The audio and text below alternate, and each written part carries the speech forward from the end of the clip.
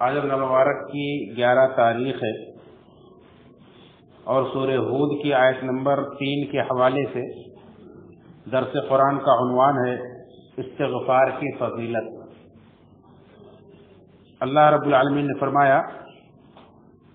اور تم اپنے رب سے استغفار کرو اور اس کی طرف توبہ کرو تو وہ تمہیں ایک مقررہ مدت تک متاع حسن عطا کرے گا، بہترین سامان عطا کرے گا۔ وَيُؤْتِي كُلَّ ذِي فَضْلٍ فَضْلَهُ، اور ہر صاحب فضل کو اس کا فضل عطا کرے گا۔ وَإِن تَوَلَّوْا، اور اگر تم منہ پھیرو گے، روگردانی کرو گے، فَإِنِّي أَخَافُ عَلَيْكُمْ عَذَابَ يَوْمٍ كَبِيرٍ، تو میں تمہارے اوپر ڈرتا ہوں ایک بہت بڑے دن کے عذاب سے۔ یہ سورہ ہود کی آیت نمبر 3۔ یہ نبی کریم صلی اللہ علیہ وسلم کی دعوت کی شروعات گویا کی کہی گئی ہے۔ سورہ ہود کے اندر اللہ رب العالمین نے پہلی آیت کے اندر قرآن کریم کے تعلق سے قرآن کریم کا تعارف کروایا۔ الف لام را کتاب احکمت آیاتہ ثم فصلت من لدن حکیم خبیر اللہ تعبدوا الا اللہ، اللہ تعبدوا الا اللہ انی لکم منہ نذیر مبین۔ قرآن کریم کا تعارف کرنے کے بعد اللہ کے نبی صلی اللہ علیہ وسلم کے ذریعے سے اللہ رب العالمین نے قرآن کی آیات میں دعوت دی، جو سارے انبیاء نے دعوت دی ہے کہ اللہ کے سوا کسی کی عبادت نہ کرو، میں اس کی طرف سے تمہارے لیے ڈرانے والا اور خوشخبری سنانے والا ہوں۔ اس کے بعد دوسرا حکم یہ ہے کہ اپنے رب سے استغفار کرو اور توبہ کرو۔ پھر وعدہ ہے کہ اگر تم توبہ استغفار کرو گے تو اللہ تعالیٰ تمہیں دنیا کے اندر ایک مقررہ مدت تک متاع حسن عطا کرے گا، اور پھر آخرت میں ہر صاحب فضل کو اس کا فضل عطا کرے گا، یعنی اس کا درجہ جو ہوگا قیامت کے دن وہ عطا کرے گا۔ جیسا کہ ہم قتادہ رحمۃ اللہ علیہ اس کا ہی مطلب دیتے ہیں کہ متاع حسن سے مراد دنیا کی زندگی میں اللہ تعالیٰ تمہیں فائدہ دے گا، اور ہر صاحب فضل کو اس کا فضل جو عطا کرے گا وہ آخرت میں ہوگا، یعنی قیامت کے دن ہوگا۔ اور اس کے بعد پھر ڈرایا گیا کہ اگر تم روگردانی کرو گے، اللہ کی عبادت نہیں کرو گے، اللہ سے استغفار نہیں کرو گے، اس کی طرف توبہ نہیں کرو گے، ان آیات کو جھٹلاؤ گے، تو میں تمہارے اوپر ڈرتا ہوں بڑے دن کے عذاب سے، یعنی قیامت کے دن سے۔ قیامت کا دن سب سے بڑا دن ہوگا، اس دن تمہارے اوپر تمہیں جو ہولناک عذاب ملنے والا ہے اس سے ڈرایا گیا ہے۔ یہ آیت حافظ ابن کثیر رحمۃ اللہ علیہ کہتے ہیں کہ اس کے اندر ترغیب بھی ہے، ترہیب بھی ہے، یعنی اللہ رب العالمین کی توحید اختیار کرنے، اللہ رب العالمین سے استغفار اور توبہ کرنے پر ترغیب دی گئی ہے کہ تمہیں کیا ملے گا دنیا کے اندر اور کیا ملے گا آخرت کے اندر، رغبت دلائی گئی۔ اور اگر اس سے روگردانی کرو گے، منہ پھیرو گے، اللہ سے توبہ استغفار نہیں کرو گے، تو پھر تمہارے اوپر کتنا بڑا عذاب آئے گا اس سے ڈرایا گیا ہے، ترغیب کی گئی۔ تو یہ آیت ترغیب و ترہیب والی ہے۔ اور اسی طرح سے یہی دعوت آپ دیکھیں گے کہ سارے انبیاء کی رہی۔ نوح علیہ السلام جو اس کائنات کے پہلے رسول ہیں، انہوں نے بھی اپنی قوم کو دعوت دیتے ہوئے یہی کہا تھا، یا قوم استغفروا ربکم ان ربکم فقلت استغفروا ربکم انہ کان غفارا۔ میں نے ان کو دن رات کھلے چھپے اکیلے میں مجمع میں ہر جگہ انہیں سمجھایا اور ڈرایا اور انہیں دعوت دی، اور یہی کہا کہ اے میرے قوم کے لوگوں اپنے رب سے استغفار کرو، وہ بہت غفور رحیم۔ اور اس کے بعد کیا اس کا فائدہ، اس کا بھی تذکرہ اگلی آیات کے اندر ہے۔ اسی طرح سے اسی سورہ ہود کی اگلی آیات آپ پڑھیں گے، آگے اللہ رب العالمین نے یہاں بھی سارے نبیوں کی دعوتوں کا تذکرہ کیا ہے، تو وہاں بھی اللہ رب العالمین نے ہود علیہ السلام کی دعوت کا تذکرہ کرتے فرمایا کہ ہود علیہ السلام نے اپنی قوم عاد سے کیا کہا تھا، فرمایا تھا یا قوم استغفروا ربکم ثم توبوا الیہ یرسل السماء علیکم مدرارا ویزدکم قوۃ الی قوتکم ولا تتولوا مجرمین، کہ اے میری قوم کے لوگوں اپنے رب سے استغفار کرو اور اس سے توبہ کرو، تمہارے اوپر وہ موسلادھار بارش برسائے گا اور تمہاری قوت بڑھا دے گا، تمہاری طاقت و قوت میں اضافہ کرے گا، اور تم مجرم بن کر منہ مت پھیرو۔ اسی طرح سے صالح علیہ السلام کے بارے میں فرمایا گیا کہ صالح علیہ السلام نے اپنی قوم عاد کو کیا دعوت دی، تو انہوں نے بھی یہی کہا تھا فاستغفروہ ثم توبوا الیہ ان ربی قریب مجیب، اے میری قوم کے لوگوں اللہ رب العالمین سے استغفار کرو، پھر اس سے توبہ کرو، بے شک میرا رب بہت قریب ہے، دعا قبول کرنے والا ہے۔ شعیب علیہ السلام نے مدین والوں سے کیا کہا تھا، اس کا بھی تذکرہ اللہ رب العالمین نے سورہ ہود کے اندر کیا، فرمایا شعیب علیہ السلام نے بھی یہی کہا واستغفروا ربکم ثم توبوا الیہ ان ربی رحیم ودود، کہ اپنے رب سے استغفار کرو پھر اس سے توبہ کرو، بے شک میرا رب بہت رحم کرنے والا، بہت محبت کرنے والا ہے۔ تو اللہ رب العالمین نے اسی سورہ ہود کے اندر سارے نبیوں کے دعوت کا تذکرہ کرتے ہوئے استغفار کا ذکر کیا ہے خصوصی طور پر، جس سے پتہ چلتا ہے کہ استغفار کی بڑی اہمیت اور بڑی فضیلت ہے۔ اور اللہ رب العالمین نبی کریم صلی اللہ علیہ وسلم کو خصوصی طور پر جب مکہ فتح ہو جائے اور دیکھیں کہ اسلام میں لوگ فوج در فوج داخل ہو رہے ہیں، تو جس کام کا خصوصی حکم دیا تھا وہ یہی استغفار ہی تھا۔ فرمایا اذا جاء نصر اللہ والفتح ورأيت الناس يدخلون في دين الله افواجا فسبح بحمد ربك واستغفره انه كان توابا،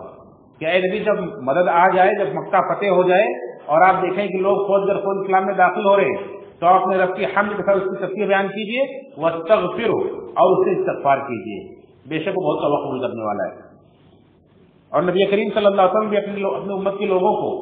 جہاں خود نبی کریم صلی اللہ علیہ وسلم نے عمل کیا، وہی اپنی امت کے لوگوں کو اس بات کی تعلیم دی۔ صحیح مسلم کی روایت ہے کہ آپ نے فرمایا کہ اے لوگوں تم اپنے رب سے استغفار کرو، میں ایک ایک دن میں 100 مرتبہ اپنے رب سے استغفار کرتا ہوں۔ ایک دن میں 100 مرتبہ استغفار کرتے تھے اللہ کے نبی صلی اللہ علیہ وسلم، جبکہ اللہ رب العالمین نے آپ کے اگلے جسم سارے گناہ بخش دیے گئے تھے، پتہ چلا کہ استغفار صرف اپنے گناہوں سے توبہ کا نام نہیں ہے، اللہ رب العالمین کے سامنے ایک بہت بڑی عاجزی ہے، یہ بذات خود ایک بہت بڑا عمل ہے، بہت بڑی عبادت ہے، اور اس کی بڑی فضیلت۔ اللہ رب العالمین سے بہت خوش ہوتا ہے، کتنا خوش ہوتا ہے اپنے جب کوئی بندہ اللہ سے توبہ کرتا ہے، اس کی طرف پلٹتا ہے۔ آپ بارہا سن چکے ہیں کہ جیسے کوئی بندہ اپنے ساز و سامان کے ساتھ ایک اونٹ پر لاد کر کے سفر کر رہا ہو چٹیل میدان، اور صحرا میں جب پہنچے اور تھک کر کے ایک پیڑ کے نیچے لیٹ جاتا ہے، اور جب آنکھ کھلتی دیکھتا ہے اس کا اونٹ ساز و سامان کے ساتھ غائب ہے، اب وہ دیکھتا ہے کہ یہاں سے نکلنے کا کوئی راستہ نہیں ہے، اب تو صرف یہاں موت ہی موت ہے۔ اتنے میں پھر اس کی آنکھ لگ جاتی ہے، اٹھتا ہے اور دیکھتا ہے کہ اس کا اونٹ ساز و سامان کے ساتھ وہاں موجود ہے، تو اسے بے انتہا خوشی ہوتی ہے، اتنی خوشی ہوتی ہے کہ خوشی کے عالم میں وہ اپنی زبان پر قابو نہیں رکھ پاتا ہے، اللہ کا شکر ادا کرنا چاہتا ہے تو الٹا کہہ بیٹھتا ہے کہ اللہ تو میرا بندہ، میں تیرا رب ہوں۔ حالانکہ وہ کہنا چاہتا ہے کہ اللہ تو ہی میرا رب ہے، میں تیرا بندہ ہوں، لیکن الٹا کہہ بیٹھتا ہے خوشی کے عالم میں۔ جتنا وہ بندہ اپنی سواری کو پا کر کے خوش ہوتا ہے، اس سے زیادہ اللہ تعالیٰ اپنے بندے سے خوش ہوتا ہے جو بندہ اللہ رب العالمین سے توبہ استغفار کرتا ہے، کیونکہ اس کے اندر بڑی عاجزی پائی جاتی ہے۔ جیسا کہ ایک حدیث قدسی کے اندر بھی ہے کہ جب بندہ کہتا ہے کہ ربی، کوئی گناہ کر بیٹھتا ہے بندہ اور کہتا ہے ربی انی ظلمت نفسی فاغفر لی فإنہ لا یغفر الذنوب الا انت، تو اللہ تعالیٰ کیا کہتا ہے اس کو جواب دیتے ہوئے، کہتا ہے دیکھو میرا بندہ جانتا ہے کہ میرا ایک رب ہے جو میرے گناہوں پر میری پکڑ بھی کر سکتا ہے، عذاب بھی دے سکتا ہے اور مجھے معاف بھی کر سکتا ہے، تو جا میرے بندے میں نے تجھے معاف کر دیا۔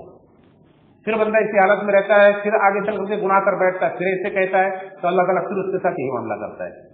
پھر بندہ ایسے کہتا ہے، تیسرے چوتھے مرتبہ اللہ تعالیٰ کہتا ہے کہ جب تک کہ میرا بندہ اس طرح سے میرے ساتھ کرتا رہے گا تب تک میں اسے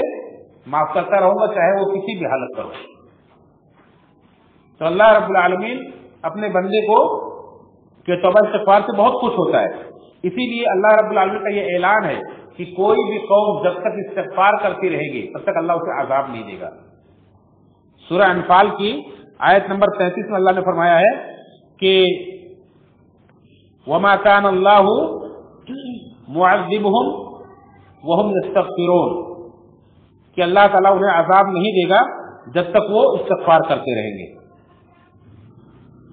تو یہ اللہ رب العالمین کی طرف سے بہت بڑا انعام ہے ہمارے لیے کہ ہم اللہ سے توبہ استغفار کرتے رہیں، اور اس کا بدلہ جہاں جنت کے اندر اور آخرت کے اندر تو ملنے ہی والا ہے، دنیا کے اندر بھی اللہ رب العالمین نے وعدہ کیا ہے، اس الفاظ پر غور کرنے کی ضرورت ہے۔ اللہ نے کیا فرمایا کہ اگر تم ایسا کرو گے تو اللہ تعالیٰ تمہیں کیا دے گا، یمتعکم متاعا حسنا الی اجل مسمى، ایک مدت تک اللہ تمہیں متاع حسن دے گا۔ متاع حسن سے مراد کیا ہے؟ مفسرین کہتے ہیں، حافظ ابن کثیر رحمۃ اللہ علیہ اور اسی طرح سے عبد الرحمن کیلانی رحمۃ اللہ علیہ اور دیگر مفسرین کہتے ہیں کہ اس سے مراد دنیا کے اندر حلال رزق ہے، حلال رزق ہے، پاکیزہ روزی ہے، مطلب کا وعدہ ہے کہ اگر تم استغفار کرو گے تو اللہ تمہیں حلال روزی دے گا، پاکیزہ روزی دے گا اور امن و امان کے ساتھ دے گا، چین و سکون کی زندگی دے گا، سب کچھ اس کے اندر شامل ہے۔ یمتعکم متاعا حسن، ویسے دنیا کیا ہے؟ دنیا متاع غرور ہے، وما الحیاۃ الدنیا الا متاع الغرور، دنیا کی زندگی دھوکے کا سامان ہے۔ اس لیے اللہ رب العالمین کافروں کو بھی یہاں متاع دیتا ہے لیکن وہ متاع غرور دیتا ہے۔ فرمایا لا یغررک تقلبهم فی البلاد متاع قلیل ثم مأواہم جہنم وبئس المصیر، کافروں کا دنیا کے شہروں کے اندر چلنا پھرنا تمہیں دھوکے میں نہ ڈالے، یہ تھوڑا سا سامان جو اللہ نے انہیں دیا ہے پھر ان کا ٹھکانہ جہنم ہے اور بہت برا ٹھکانہ ہے۔ لیکن اللہ رب العالمین جو مومنوں سے وعدہ کر رہا ہے کہ اگر تم استغفار کرو گے تمہیں کیا دے گا؟ یمتعکم متاعا حسنا، تمہیں متاع حسن دے گا، پاکیزہ روزی دے گا، حلال روزی دے گا، امن و امان کے ساتھ دے گا، چین و سکون کے ساتھ دے گا۔ جیسے دوسری دفعہ سورہ نحل کے اندر وعدہ کیا کہ ومن یعمل من الصالحات من ذکر او انثى وهو مؤمن فلنحيينه حیاتا طیبہ، کہ تم میں سے جو بھی مرد ہو یا عورت ہو بشرطیک وہ مومن ہو، نیک عمل کرے گا ایمان کی حالت میں تو اللہ تعالیٰ اسے پاکیزہ زندگی دے گا۔ ایسے یہاں اللہ نے وعدہ کیا ہے کہ متاع حسن دے گا۔ اس لیے اللہ رب العالمین نے صرف دنیا مانگنے کا حکم نہیں دیا ہے بلکہ کہا جب دنیا مانگو دنیا کے اندر حسنہ مانگو، ربنا آتنا فی الدنیا حسنہ وفی الآخرۃ حسنہ وقنا عذاب النار، یہ مومنوں کی دعا بتلائی گئی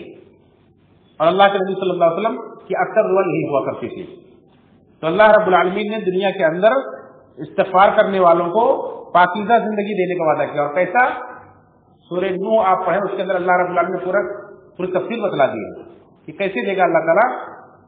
یرسل السماء علیکم مدرارا، تمہارے اوپر موسلا دھار بارش برسائے گا، وَيُمْدِدْكُمْ بِأَمْوَالٍ وَبَنِينَ، اور تمہارے مال میں اضافہ کرے گا، تمہارے اولاد میں اضافہ کرے گا، وَيَجْعَلْ لَكُمْ جَنَّاتٍ وَيَجْعَلْ لَكُمْ أَنْهَارًا، اور تمہارے لیے باغات بنائے گا، تمہارے لیے نہریں جاری کرے گا، سب اللہ رب العالمین نے وعدہ کیا ہے۔ تو اس طرح سے دنیا کے اندر جو چیزیں انسان کی خوشحالی کا باعث ہو سکتی ہیں اللہ تعالیٰ سب کچھ عطا کرے گا استغفار کی بدولت، اور آخرت میں وَيُؤْتِ كُلَّ ذِي فَضْلٍ فَضْلَهُ، آخرت کے اندر بھی ہر صاحب فضل فضل جو بھی اس کا مقام ہے، جو اس کا بدلہ مل سکتا ہے استغفار کی وجہ سے، اللہ تعالیٰ آخرت کے اندر بھی دے گا، کیونکہ توبہ استغفار خود بذاتے خود ایک بہت بڑی عبادت ہے۔ تو توبہ استغفار بڑی افضل ترین عبادت ہے، اللہ چاہیے کہ ہم کثرت سے دن اور رات کے اندر اللہ سے توبہ استغفار کرتے رہیں، اور اللہ رب العالمین کو اتنا پسند ہے کہ اللہ تعالیٰ ہر صبح اپنے بندے کے سامنے ہاتھ پھیلاتا ہے کہ اے رات کے گنہگاروں اور توبہ کر دو،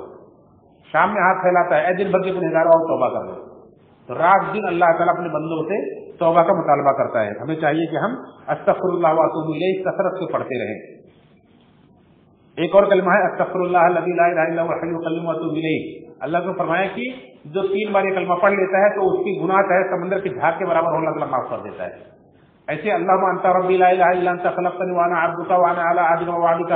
ما استطعت واعوذ بک من شر ما صنعت وابوء لک بنعمتک علی وابوء بذنبی فاغفر لی فانہ لا یغفر الذنوب الا انت۔